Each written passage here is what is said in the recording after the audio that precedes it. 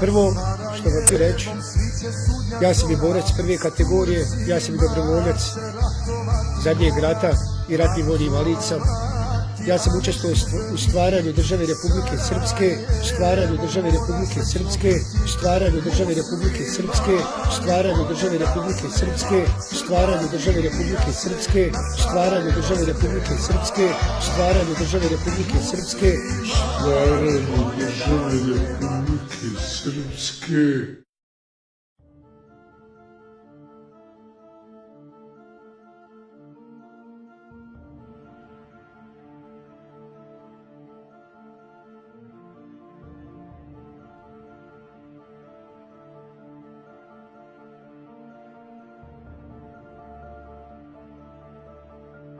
Izašao sam da izdam podršku Banja Luci i porodici Dragičević.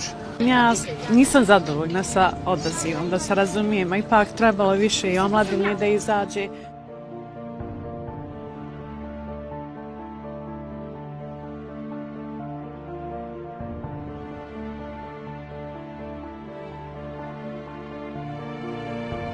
Na dan komemoracije u Potočarima prije 12 godina hicem iz lovačkog karabina u naselju Džamdžić je ubijena Emiliha Durić.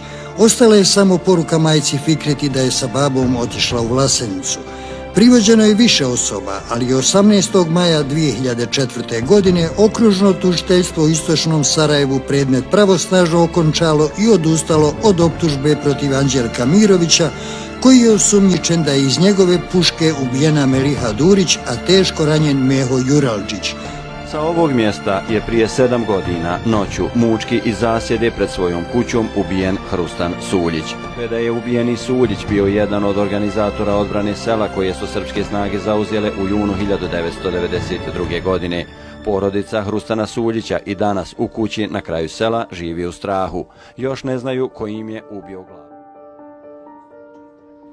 Nermin Hanifić i sada je u šoku nakon nedavnog napada. Osvijestio se na cesti krvav i izudaran, sa urezanim ranama na tijelu, sa znakom u obliku 4 ćirilična slova S. Košulja zbačena sa mene, bio sam krvav, kombi je bio...